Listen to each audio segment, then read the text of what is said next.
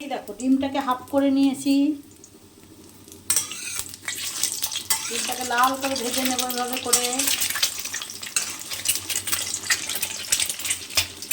দেখো ডিমটা ভেজে নিচ্ছি।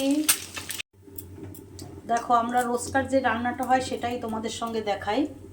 কতটা ভালো দেখাতে পারি জানি না, চেষ্টা করি। এই দেখো আলুটা সেদ্ধ করে রেখেছিলাম, আলু দেবো। যারা আলু দেবে না এমনিও রান্না করা যায় এভাবে করে।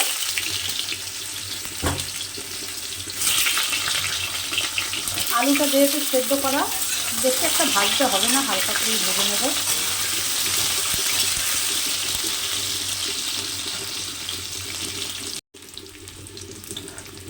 এবারে দিয়ে দেবো এখানে পেঁয়াজ আর রসুন ঘষে রেখেছি, একটা পেঁয়াজ আর 3 কোয়া রসুন ঘষে নিয়েছি। দিয়ে দেবো একটা টমেটো আর আদা ঘষে রেখেছি।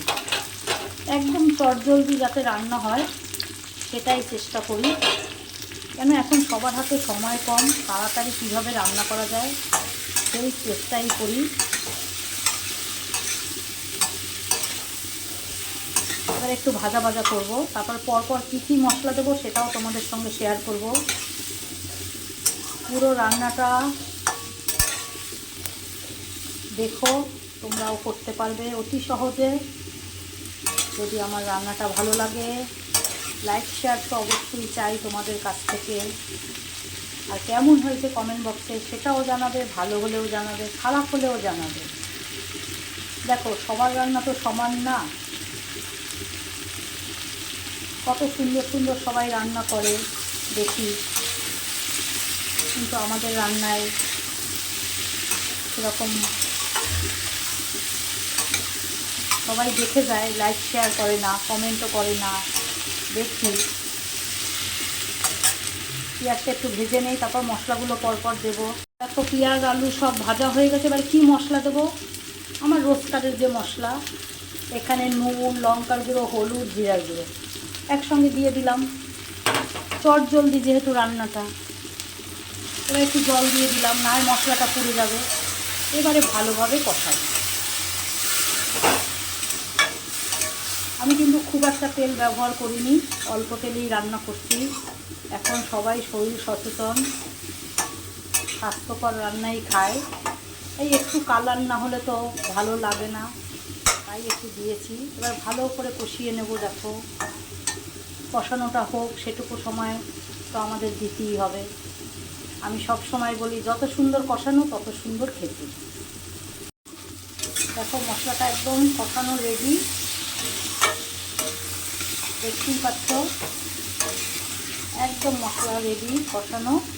এবার আমি একটু জল দিয়ে দেবো, এটা মাখা মাখা করবো, বেশি ঝোল করব না। দেখো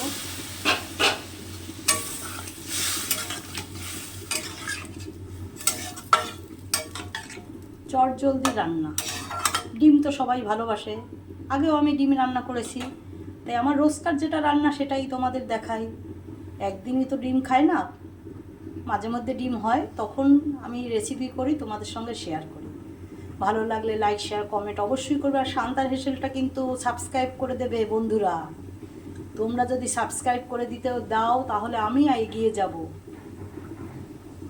তোমাদের কাছে এইটুকুই আমার চাওয়া, বিশেষ কিছু চাওয়া নেই। তোমরা সাবস্ক্রাইব করো আর লাইক করে ভিডিওটা পুরো দেখার অনুরোধ রইল।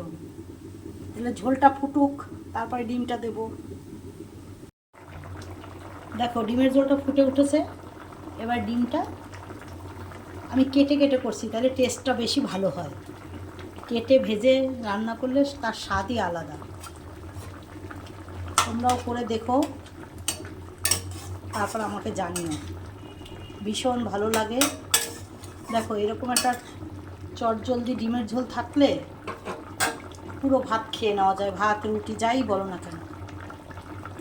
এখন অনেক সময় ব্যস্ত মানুষ, তাড়াতাড়ি রান্না করার জন্য এরকম একটা ডিমের ঝোল করে নিলে আর কিচ্ছু লাগে না। এবারে দিয়ে দেবো গরম মশলা একটু।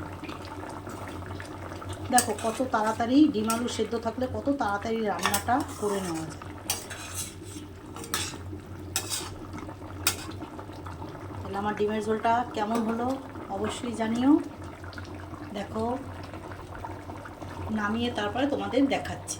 তাহলে সঙ্গে থাকো আর তোমরাও করো, কেমন হয়েছে সেটাও জানিও। জানালে তাইলে রান্না করার আগ্রহটা আরও বেড়ে যাবে। আর চ্যানেলটাকে অবশ্যই অবশ্যই তোমাদের কাছে অনুরোধ, আমার চ্যানেলটাকে সাবস্ক্রাইব করে দিও। দেখো, চটজলদি ডিমের ঝোল একদম রেডি। হাফ করে ডিমের ঝোল। কেমন হয়েছে ডিমের ঝোলের কালারটা অবশ্যই জানিও। আমার চ্যানেলটাকে সাবস্ক্রাইব করে দিও। এখন এই পর্যন্ত, আবারও দেখা হবে। ভালো থেকো, সুস্থ থেকো, টাটা, বাই বাই।